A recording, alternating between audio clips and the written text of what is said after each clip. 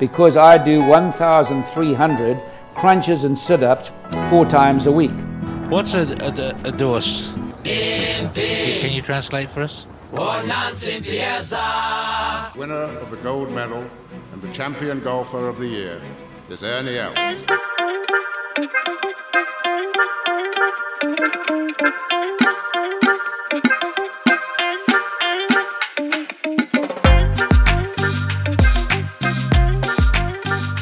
All right, everyone. Well, good morning or good afternoon when you're listening to this. Welcome back to the Go Track, the podcast about golf and golf-adjacent stuff, mostly from Africa.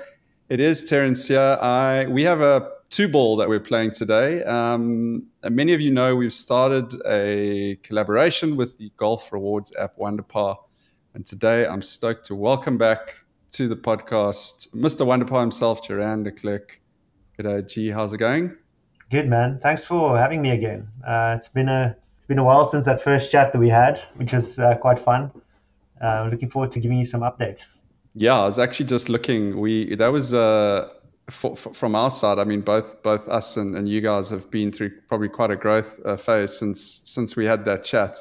That was episode 7 of the Go Track, and we're now on episode 31. So we've had a lot of fun in between, and I think you have as well. And with my 2 esteemed colleagues taking some leave, some unapproved leave, we need some guests to step in. So I called on Geran, and he answered the bell. So thanks so much, G. Nice to have you back. You've been up to a couple of interesting things, which I'd like to ask you about.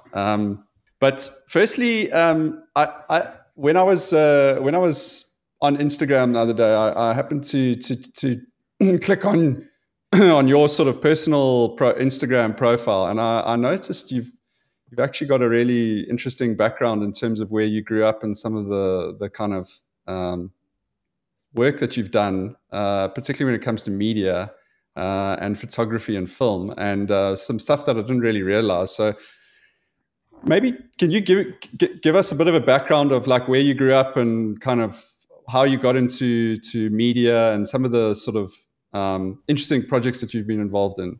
There's a whole wildlife component of your background which I had no kind of idea about. Yeah, I think if you look at my online profiles, you never know what I actually do for a living. I've hardly ever talked about kind of our company and what we do in the tech space over the years. I kind of just shared when we're out and about and having fun and the other side of life. So a lot of people might look at it and think that, oh, he's a wildlife photographer or something, which I'm not. It's completely a hobby. It stemmed basically from growing up in Palabora, up in the north, which is, I believe, the only town with a Kruger National Park gate inside of the town. So we had full access to it and kind of grew up in the bush around wildlife. We still go there as often as we can. I still absolutely love it over there. So yeah, that's kind of what I shared on my journey over the years was that side of my life and never really the tech side. Now though, married with kids, living in the Cape, I mean, you don't really have access to those travels anymore because we're at the office, we're working, we're getting stuff done. So I think that journey online will probably change a bit in the coming months, where I'll share a bit more about business and what we do on that side than actual travels and those kind of things. But it's been good. Obviously met some really nice people, try to do in those years as much as possible for conservation, rhino poaching, all those things as well, which I really enjoyed getting involved in.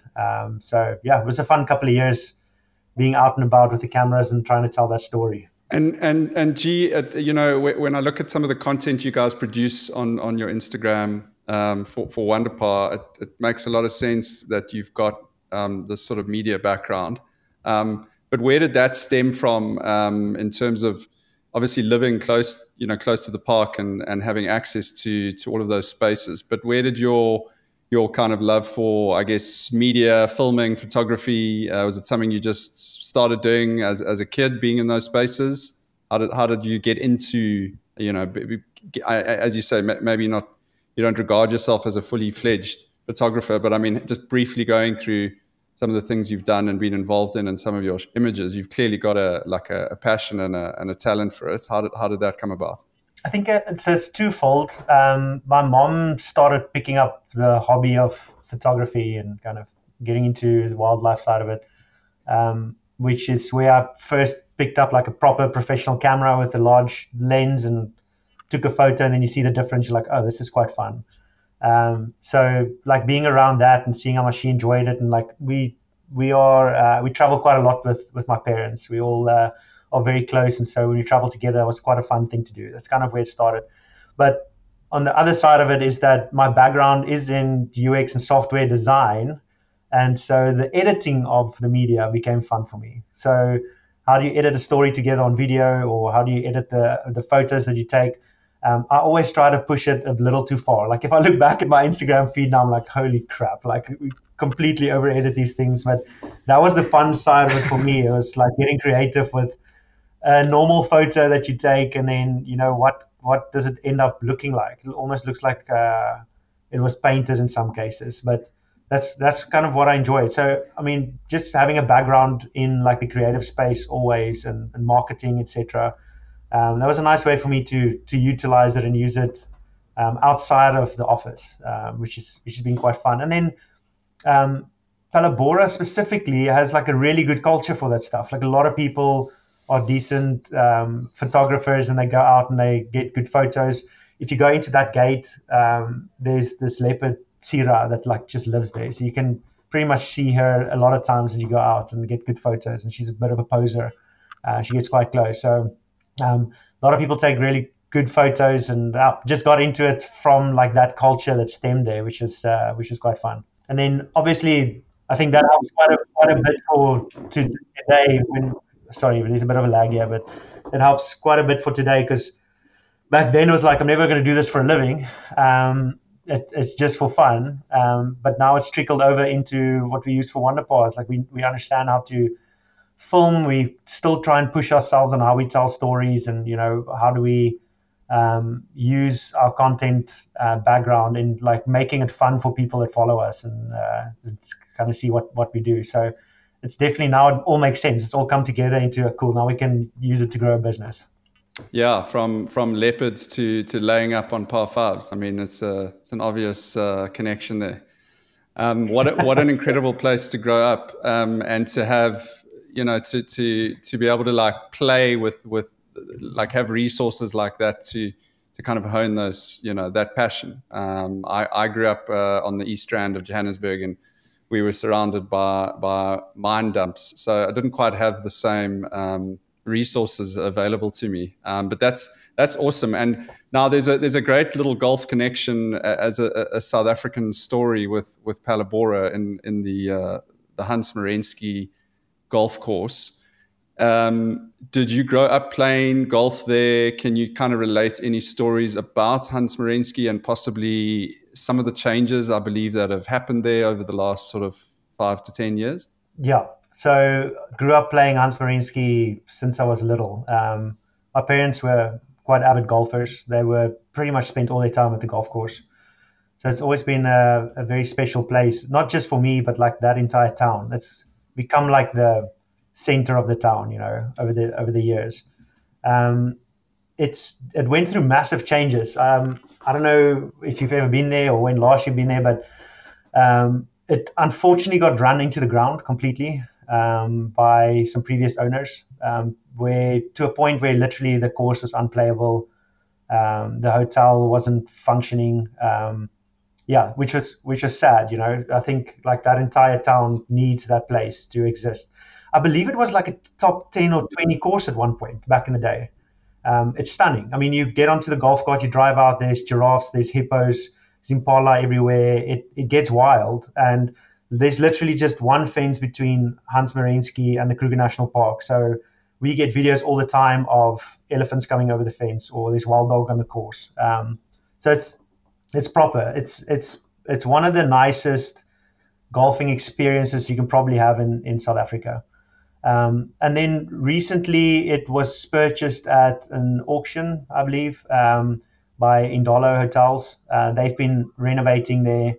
which must be a massive mission because there was a lot of construction kind of halfway through, etc. So these guys have come in, taken over the place, and they recently just opened the course back up. And from what I hear from the locals is that it is starting to look great again. Like apparently the greens and bunkers have been completely saved, renovated. And it sounds like there's a lot of buzz going on with people very excited of where this could go again. And, it's a possibility of them bringing the course and the hotel back to life. It's going to be a process, that's for sure. But I hear a lot of positive things. I'm actually going there in August, and I'll be staying there and playing a bit and, hopefully shoot some content and see what the course looks like. So, yeah, we were actually... we're in the midst of doing a campaign for playing the worst course in South Africa.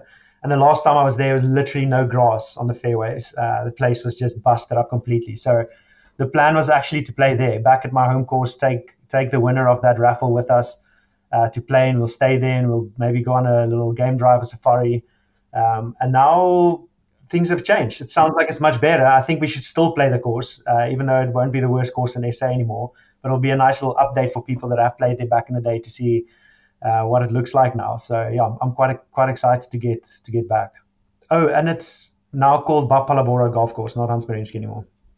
Yeah, that's an important detail because I did see that name pop up the other day, and I actually thought this may be a new golf course. But then digging into it, I found that it's it has gone through this name change.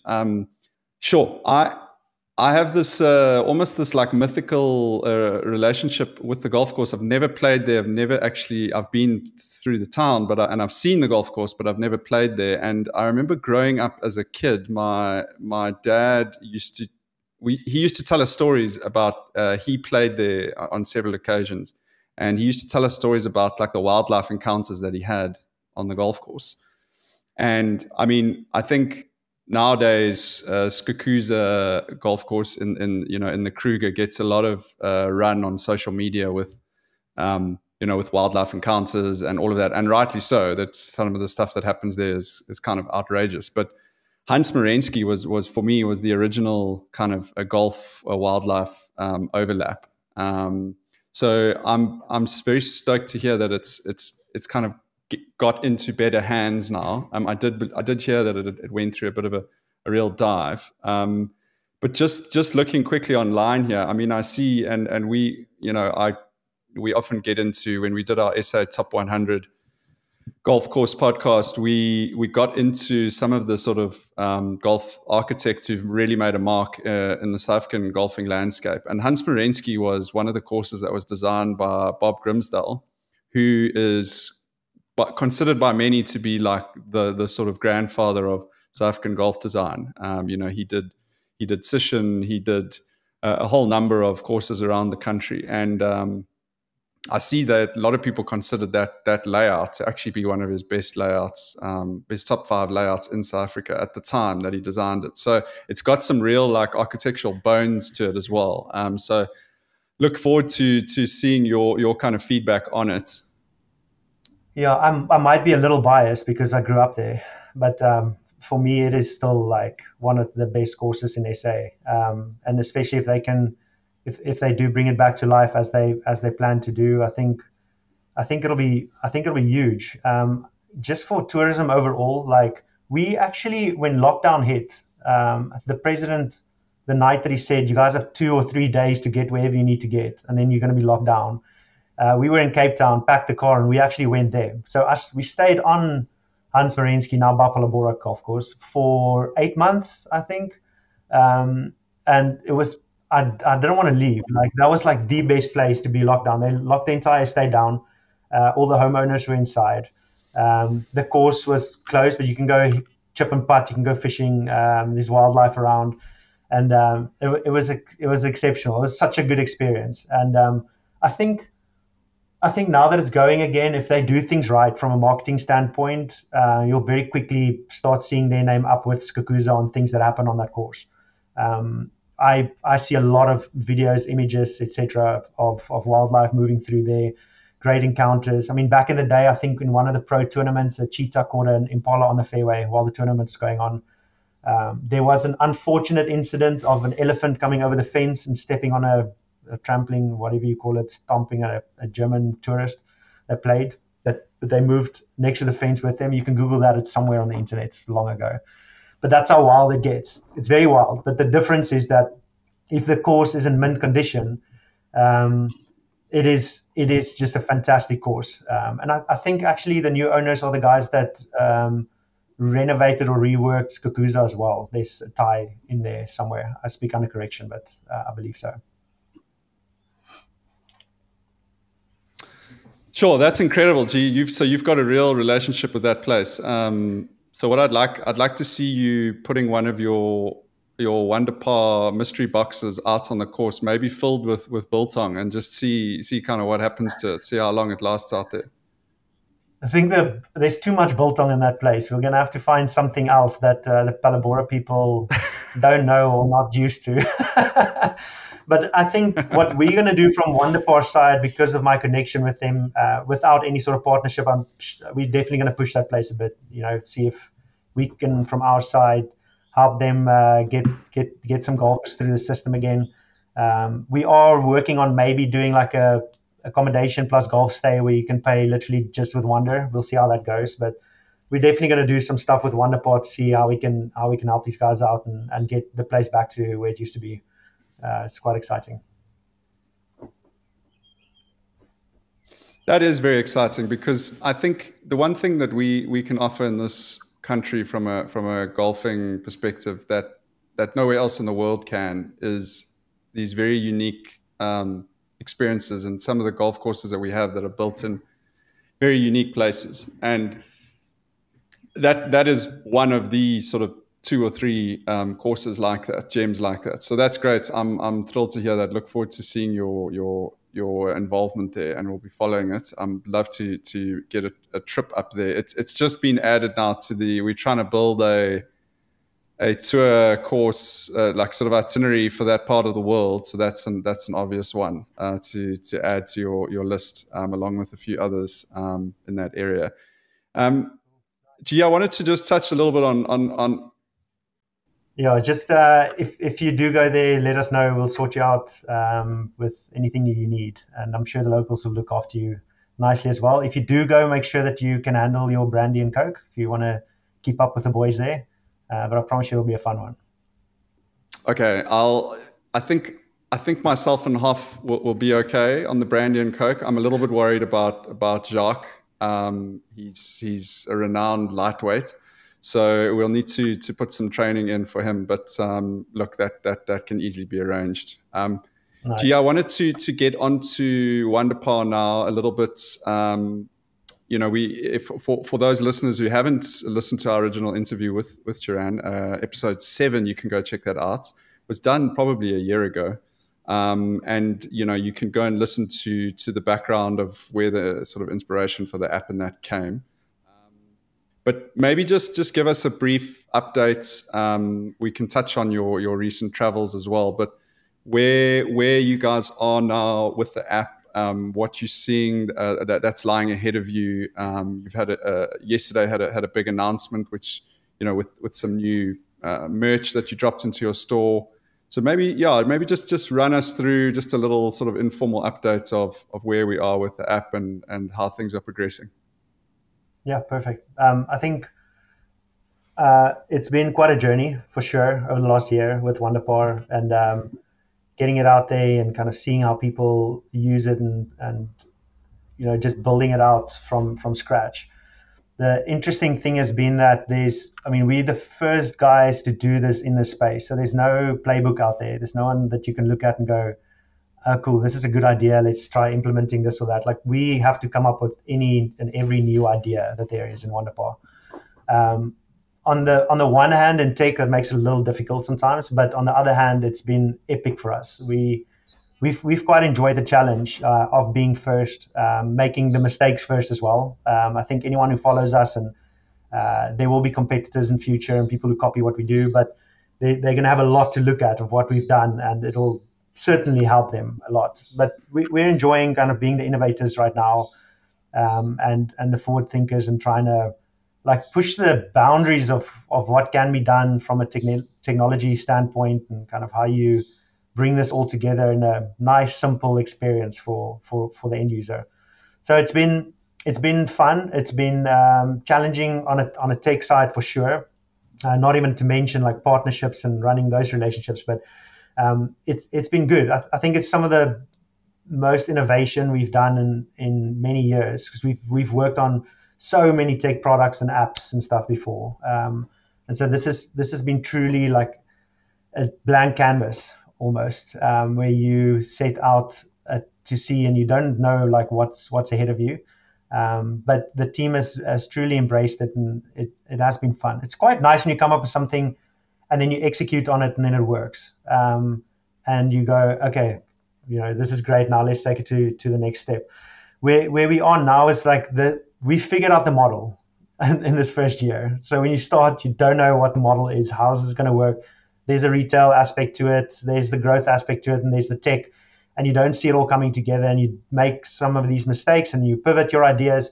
But we are at a place now where we know exactly how this should function as a business and a product, essentially. So what that's allowed us to do is that if we do launch into a new market, we know exactly month 1 to month 4, this is what it's going to look like. Month 4 to month 8, this is what it's going to look like. Month 8 to month 12, this is what it has to look like. So these are the relationships you need to get in place. These are the kind of brands you need to work with. This is how you get the users onboarded. We've figured out that blueprint now, which is quite nice. And that's why we are very much set for growth internationally now, which we thought 6 months ago we were ready, but we were definitely not ready. And I'm glad we didn't do it. But we're at a point now that, we have the blueprint, we know what to do, and we know kind of how to scale it out from here, and to see where it goes. I think the South African users have been remarkable for us. We have just so much support out there, and a lot of people will find things and they'll share their experience with us that helps us a lot, whether it's good or bad. We can go back to the drawing board and kind of work on things. And you can't do that if you don't have a good, committed user base, right? You need that feedback from these users.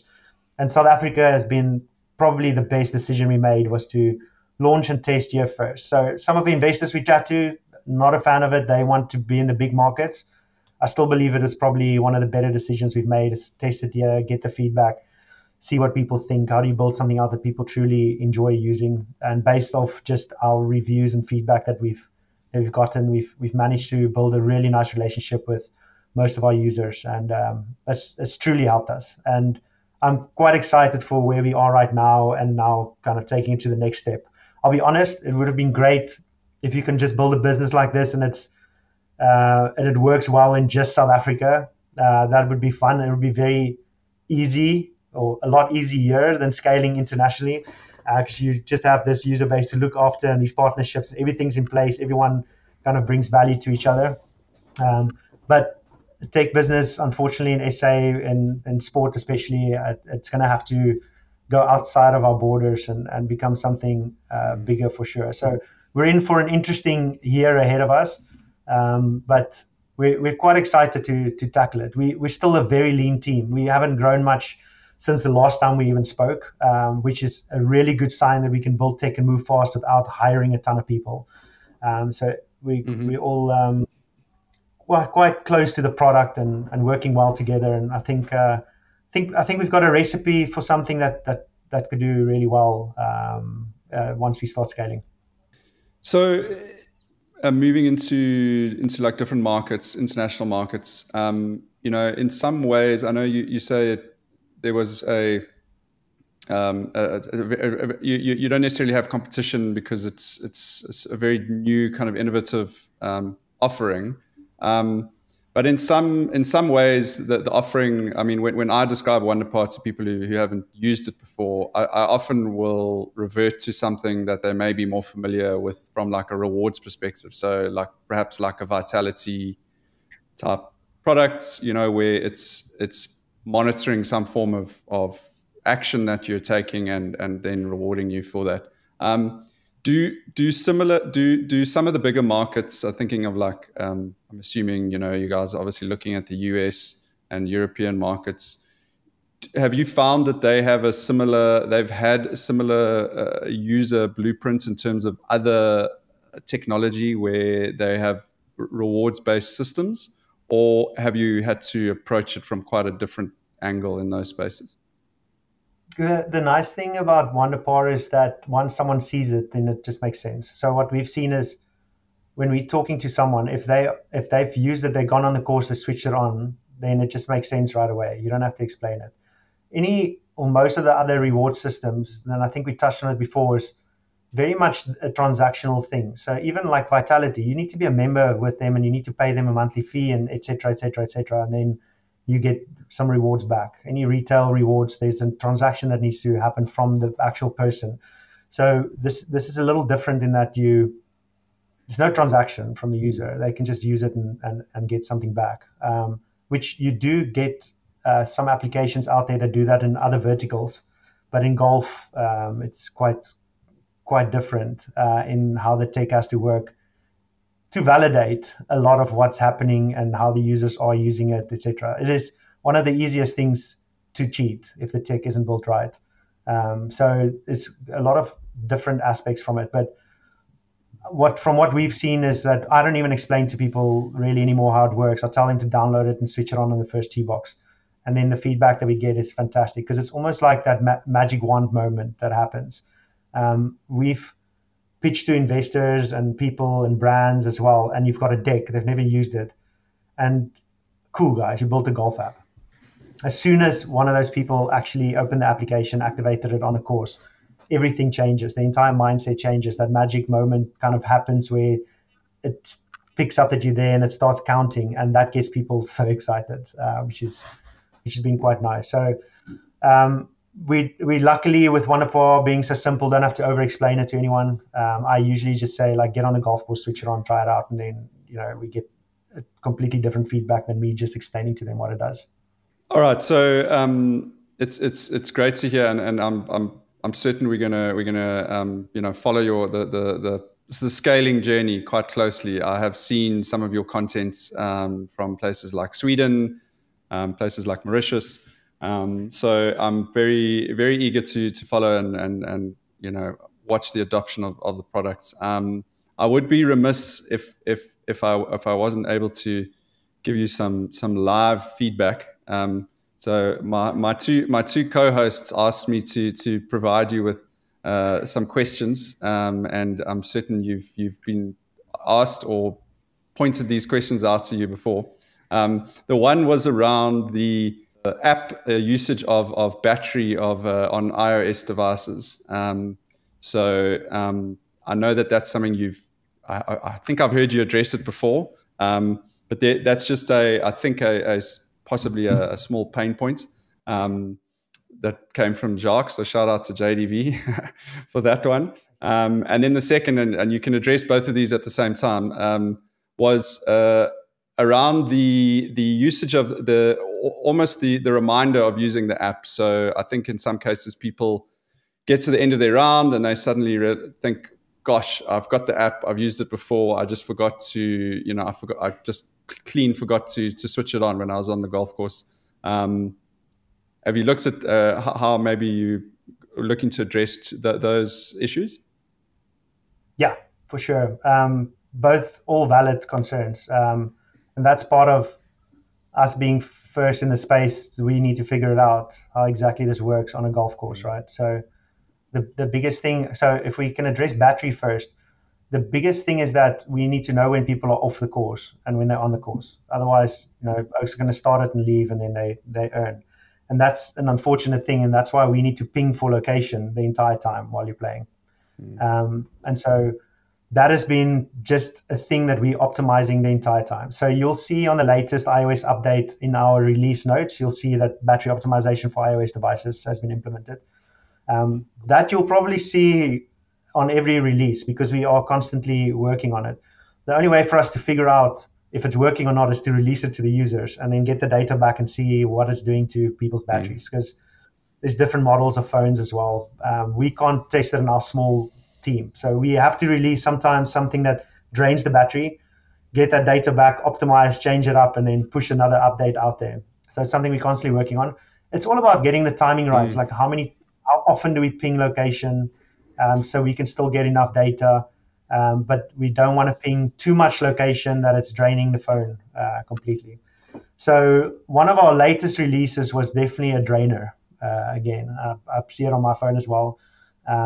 Android we've figured out quite nicely how to optimize for battery. iOS, we're getting there. The latest release now should be a ton better already, and we continuously kind of work on optimizing it. Where we are right now with Wunderpar, we don't want to build and launch any new massive features right now. We want to take what we have now and just perfect it. It needs to be absolutely perfect. So that's basically the last 2 sprints, 4 weeks, maybe more even. That's what the team is focusing on, getting sufficient data and then working on making it better and better as we go. So yeah, that'll be a constant thing that happens. We know when we push something out what it's going to do, or we have an idea, but we have to get the data back and then work on it. The other thing is the reminder. Yeah, we switched on push notifications a while back. So for people that do have push notifications on in Wunderpar, what happens is if you play a course once using Wunderpar, we register it in the background, and then next time you arrive there within 200 meters of the clubhouse, it reminds you, or it'll say, welcome to X golf course, remember to start your round. That's kind of a first step into doing that. And that's something that we are optimizing as well. If there's a way for us to give you your initial notification and then you do not switch on the app, but we can tell that you're on the first tee box to notify you again. That's stuff, again, that we are working on. We didn't switch that stuff on for the longest time because we were growing too fast, and the faster we grew, the more money we had to spend. But now the model is working, and so now we're working on all these things to get people, make sure that they are playing when they are at the course, and pushing it through as much as possible. So the first version of reminders is there that reminds people. We have quite a big chunk of our user base that have push notifications on, so that's a really good sign. And we've received some screenshots from people saying, this is cool, I can see it. And some people driving past Durbanville Golf Course home, and it says, welcome to the course. Remember to switch on Wunderpar. And then we need to optimize that as well. So a lot of things in the works to address those 2 points. But essentially, the story, the feedback I'm getting is that the users out there, and I'm talking to you, Jacques, because I know you're listening to this podcast. You need to work with the guys here a little bit. Update your app. That is something you should be doing on a regular basis. So please, guys, update your apps. Update all of your apps. You got to work with all the developers out there. It's no good working with the app that's 2 years old. But in particular, update your Wunderpar app and switch your push notifications on. You know, there's only so much that the team can do to try and let you know that you should actually activate the Wunderpar app. So I'm pretty sure they're not going to bombard you with thousands of marketing messages. So switch your push notifications on, and yeah, then you will be reminded that you activate your round. So thanks for the feedback. I'm sure you've got those questions from a few kind of corners. But yeah, look, I've been sending you a few messages here and there on some courses. It's probably difficult. We had that issues when courses are growing and expanding and that. And I can tell you the Wunderpar team have been great at doing their updates. So guys, send feedback on the app to Geran and the team, and I'm certain they'll help you guys out. I wanted to get on to now. You've just undertaken quite an interesting trip over to the US. I know it was a multifaceted trip, both from your business, the development side of Kingley Clark, as well as for Wunderpar. Can you just touch on a couple of like highlights of that trip and some of the sort of I know you played some courses over there, and also some of the exciting things that you've brought back and recently launched into the Wunderpar store from that trip. Yeah, absolutely. I do spend some time there, being married to an American, but never really kind of went to scale a product out there. So it was an interesting one for me. I have a very small network in America. We've worked with cool brands and stuff there, but not to a point where like I know tons of people that I can contact and say, cool, let's meet up, let's see what we can do together. But that's probably what surprised me the most. From that small network in the 2 weeks that I was there, the amount of traction and progress that we made was insane. Firstly, like showing people the application, and then, getting that wow moment from them, that kind of feedback, because they haven't seen it before. That was good to see, because I wanted to see do we get the same response in a place like that, compared to South Africa and what we saw here. So it was nice. I met with some really cool people, and some of the people are our current clients that we work on their tech for. And luckily we could play golf together. I could show them the app, and then it grew into like, let's get partnerships going. Let's introduce you to these guys and these investors. And in 2 weeks, it just everything happened like even better and at a faster pace that I could have ever expected. We probably made more progress in 2 weeks in the States than we did in 6 months in South Africa, to be very honest, which was inspiring, and it's nice. If I didn't have to come back and renew my visa and all that jazz, I would have probably stayed longer. And I think if I maybe stayed like 4 weeks longer, we could have just come back and, we launched and everything is A4 away over there. So really cool to see. Just the scale of golf there is on another level compared to here, as you'll know. I mean, we know that by watching TV, and we know how many courses there are, but it is truly like a booming ecosystem. And with that, like, came some really cool opportunities to play good courses, like you said. Luckily, my one client slash friend now, we've become quite close in the last year and a half that we've worked together and building their tech.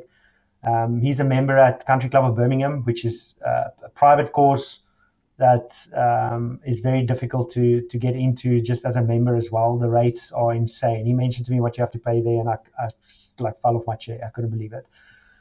But he organized 2 rounds there, and he literally had to drag me off that course afterwards. I didn't want to leave. It was amazing. It's beautiful. It's everything that you can imagine from a USA course. So we had some good rounds there, and these guys they saw Wunderpar, and after the round in the clubhouse, just showing everybody and everyone signing up, and I can see now CMAs, how people are playing there now and just utilizing the application. It's been very cool. And then I got invited by another friend in Florida to play Stream Song, and that also just blew my mind. I've watched some YouTube videos before of some of the large golf influencer or channels in the States playing there, and I couldn't believe that I was going to play there. And I thought, this is going to be a great opportunity to shoot some of the most beautiful and best golf content that we've done before, because the course is insane. It's honestly insane. Those greens are nuts. They're massive. So they say your greens regulation will never be better than a Stream Song, because the greens are so big, it's literally impossible to miss a green, which has been quite nice. And then we stepped up to the first tee box, and I had the rental clubs, which aren't as nice at Stream Song compared to at Birmingham. But and then first hole of the trip, I start with a birdie, which at my skill level is not something that ever happens. And when that birdie fell, I was like, okay, put the cameras away. We're going to play golf today. So it ended up being, we didn't shoot great content, but, Oaks pulled out their phones here and there, and we'll see if we can stitch something together. But it was one of those courses where, like, after the first hole, I had to decide, like, I want to take in this moment in playing this course. We knew that there was some heavy weather coming in as well over the weekend, so I wasn't sure if I'm going to play another round. And so just focused and played and had fun with the locals, and the caddies are incredible, and ended up having a great time. We played the blue course first day. The next morning we played the chain, which is a short course. I don't know if you know it, but it's a short course with 19 greens, but no tee boxes. So you essentially design your own round. So you just walk up, you can tee off from anywhere you want to. You can be 12 guys playing together if you want to. There's no rules. But it's a nice way to warm up and kind of understand the greens. It's stunning. One of our latest videos, you'll see me hitting like 10 balls into the water on a par 3. That's on the chain course, and that was such a cool experience. The one hole you decide we're going to play at 60 meters, and the next one you decide you're going to play it at 400 meters. So it was rad. And then the next day we played the red course and rained out after 7 holes, which is a very sad moment. But incredible place. And Florida, just driving there, looking at the GPS, the amount of courses around you is nuts. And I would definitely not mind when we scale to spend more time there. I think that's heaven on earth for anyone into golf. And I think anyone should make a trip over there and just play as many of those courses as they can and see if they can get access to some of those private courses as well. Yeah, so Stream Song, that Birmingham course sounds amazing. I have also watched quite a bit of content on Stream Song, and it's sort of like a kind of like a sandbelt area of Florida, right? So if you go and look at the content online, I'd encourage guys to go and have a look at Stream Song on YouTube. From what I understand, it's part of the area was kind of like rehabilitated, like it used to be like an old mining area. So there's like these kind of dramatic, almost like probably like artificial dunes, but they still create this awesome like landscape for playing golf. And they've built, yeah, what looks like just the most remarkable property. Super interesting. I hadn't heard of the short course, the chain, but this seems to be a real trend that they have in the States, where these golf resorts have 2 or 3 full golf courses, and then they have these short courses for kind of that like post-round entertainment, or perhaps for like arriving on a golf tour and you go out and you warm up and you play, as you say, you play with 10 of your friends, and you can play kind of however you want. It's a really, really cool trend, and I'd love to see that evolving a little bit locally here. I know we're a lot more sort of immature in terms of our resorts in South Africa. We're very kind of club orientated, but that kind of accessibility to golf. So I firmly believe we need more just short courses in this country, particularly for young people taking up the game. And having a course like that where you can kind of choose your own adventure, it sounds incredible. So I'm desperate to get over to the States, and there's so many places that I've put on my list there to go and play. But yeah, it looks amazing. Stream Song really looks amazing. Yeah, I think what I realized in the States is that so if you look at the golfing market, and there's numbers online, it's easy to find, but let's say there's like 66 million golfers in the world. Then there's a number that they say that there's 125 million people with access to golf. And that's where the focus in the States seems to be, is off-course golfing. So they're very focused on, let's get these short courses up, let's get top golfs everywhere, let's get indoor golf going, where the kids, the wives, everyone comes with, and they can play. And I think it's a really good strategy to grow the game. Obviously, for someone new coming into golf, playing 18 holes is a mission. And the golfers who play a lot will moan about that as well. But they've got a massive focus on the whole off-course experience. Some of the airports literally have indoor simulators where you can go hit balls. So that's pretty cool. That's not something we do see here. You're correct, and I think it will be great to see more of that over here. It's a great way to grow the game, and it's definitely something that's in our strategy as well. Is like, how do we onboard some of those people and give them value, and they never have to get onto a real golf course if they don't want to. Yeah, and I think we are starting to see the seeds of that being planted here locally, with the screen golf places that are popping up.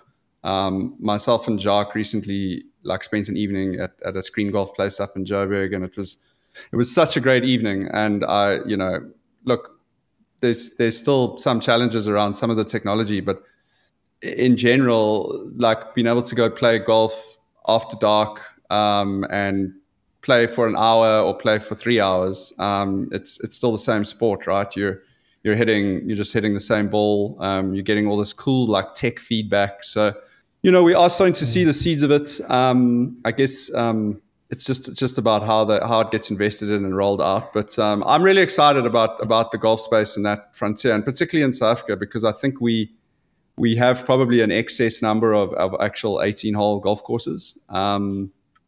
And I think the challenge now is in order to populate those courses, you need to have grassroots golf taking place, where maybe only a third of the people who start off, who go to like a Top Golf or a driving range or a Pop Stroke or one of those, maybe only a few of them are going to end up on the main course, but that still feeds the whole ecosystem. And yeah, so it's cool. It's awesome to watch the trends happening in the States predominantly, because I think it does. They are kind of the trendsetters when it comes to golf. I've also just seen, and you can maybe comment on this now, I know you attended a couple of other events over there, with kind of the culture around golf has shifted a little bit as well in terms of the style. You've got the designers that are getting involved. You've got the influence of YouTube golfers. Maybe talk a little bit about what you saw over there in terms of that part of the game, which is bringing kind of the younger people into the sport. I saw two very different things, and it was just based on location, because at Country Club of Birmingham, we spent the 2 days there, spent some time in the clubhouse, met a lot of people. The fashion sense, the dress code, etc. there, everyone dresses the same. It's the same kind of golf clothes with the stripes and the same type of shoes, etc. It's a completely different market, obviously, but very high-end, crazy. And then at Streamsong, at the resort there, it's hundreds of guys just our age, and they are in everything from a hoodie to sneakers. It's just completely two different worlds. What I can see from the younger crowd is that definitely it's getting a lot more loose out there, which is nice. But honestly, like, I never saw anything ridiculous.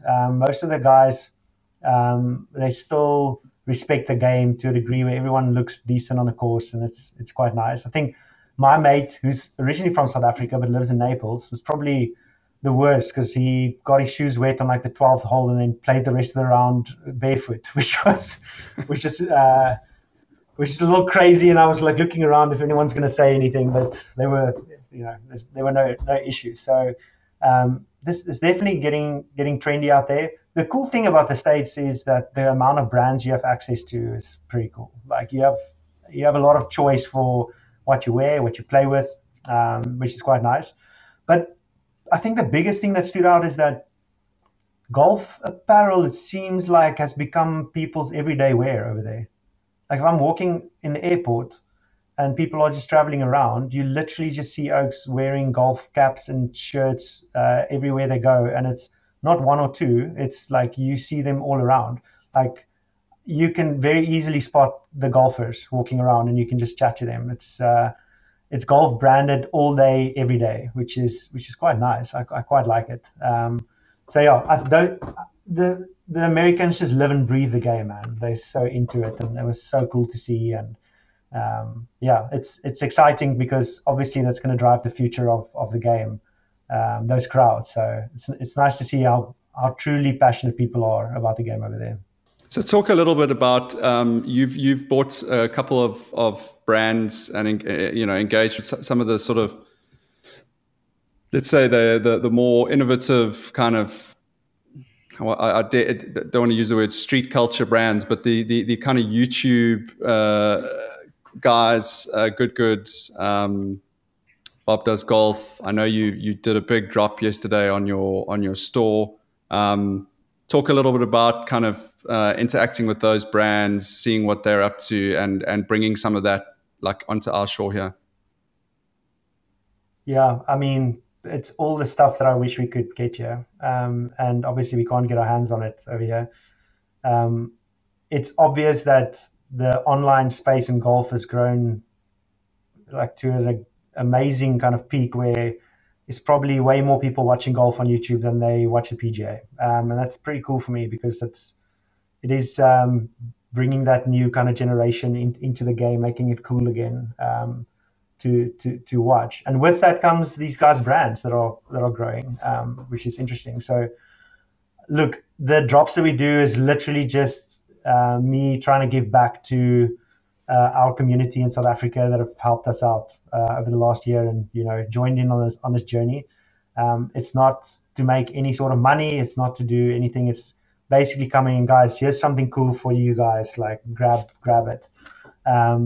And these are some of the brands that I love to follow and wear, and so it's cool to use that as a little bit of a, it's a bit of a give back to you guys. And it's also nice that when we go play at courses, people come up to me, they're wearing a good cap, and they're like, "Thanks so much for doing a drop. I managed to get a cap or a hoodie or whatever it might be." It's cool that we can do that. Hopefully, in the future, we can have a even closer relationship with some of these brands. See what we can do. But yeah, I think that'll come as we grow in those spaces. It's obviously, once you are new into a new market, those discussions are quite hard, but it becomes easier over time. But we've been enjoying the drops. Yesterday was cool.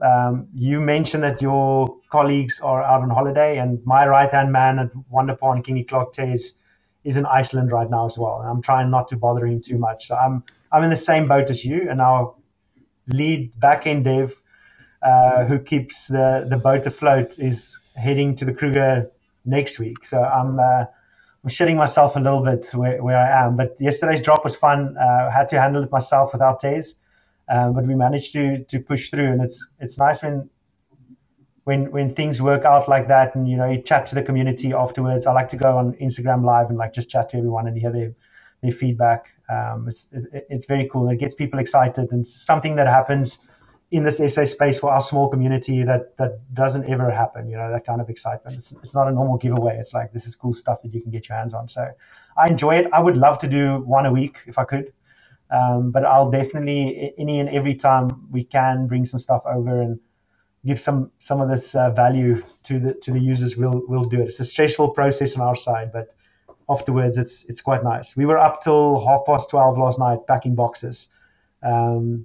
And just kind of chatting through the day. And as we're packing boxes, there's more orders coming through, because now a lot of people saw the store for the first time. Yeah. So it's been fun. I can say that I'm looking forward to the weekend and a little bit of rest after that drop until we gun for it again on Monday.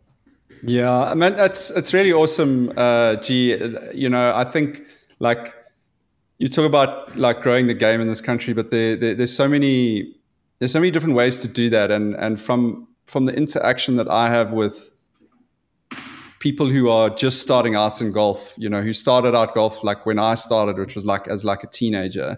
And I chat to these guys, 15, 16, 17-year-olds. They all they talk about is they're not talking about the PGA Tour, or they might watch a couple of the Masters or the majors and that, but they're talking about they're watching the guys on YouTube. They're asking, did you see this? Did you watch the Good Open? That apparel, and it's so great. I think that golf is having that, it's having this kind of revival and that rejuvenation. And I mean, you laid it out there perfectly. The two different experiences that you had in the States of the kind of very perhaps quintessential country club experience, which I think is still has its place, and that's the history of golf, and there's a lot of money in that part of the game and that, but it's also great seeing this completely different side of the game that's kind of evolved and grown and is developing its own DNA in the game. So this not necessarily playing 18 holes, playing mashy or playing pop stroke golf or screen golf, and having their own attire and their own identity. I just think it's a really cool and interesting unique time in the game, and I applaud you guys for kind of leaning into that